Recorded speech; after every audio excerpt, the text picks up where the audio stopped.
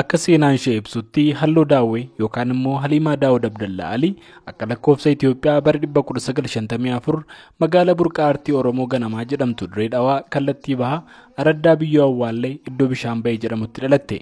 Obbo Mahammad Qophee ogeessi seenaa fi aartii Oromoo har'a yoo sirna gaggeessaa Halloo Daawwee irratti seenaa ishee sabaaf himan akkas jedhan.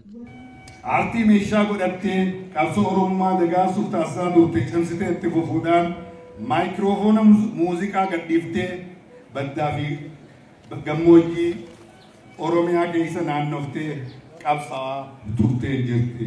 Bara dheeraa keessatti dhuunfaa isiitiin walleelee kaaseeta 10 hiriyoota isii wajjin ammoo kaaseeta 13 waliigalatti albama yookiin kaaseeta 23 hojjattee ummataaf dhiyeessuudhaan seenaa aartii Oromoo keessatti aartistii hangafa walleelee hawwatoo fi jaalatamoo qulqullina qaban qopheessitee saba isiitiif kennuudhaan hangafa taatee seenaa addaa hojjatte taatee jirti. Hojii sirbaatti kan ishee jabeesse jiruu isheen Dirree Dhawaatti akka ishee biratti dabarsitee kan jedhe Mahammad Qophee hojii bara jireenya ishee hojjette keessatti Halloo Daawwee giiftii aartii Oromoollee taatetti jedhee jira.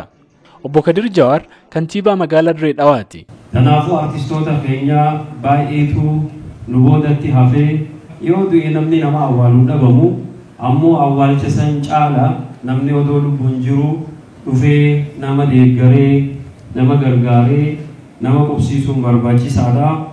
Sirna gaggeessaa Halloo Daawwee kanarratti jiraattonni magaalaa Adaamaa warri ishee mararfatan firoottan artistoonni fi weellistoonni Oromoo akkasumas immoo qaamoleen kaanis irratti argamanii jiran. Dhalattee ganna 62tti kan boqotte Halloo Daawwee Abdallaa Alii haadha ijoollee 3 turte. Gabaasa Sagalee Ameerikaaf Galmoo Daawit Adaamaarraa.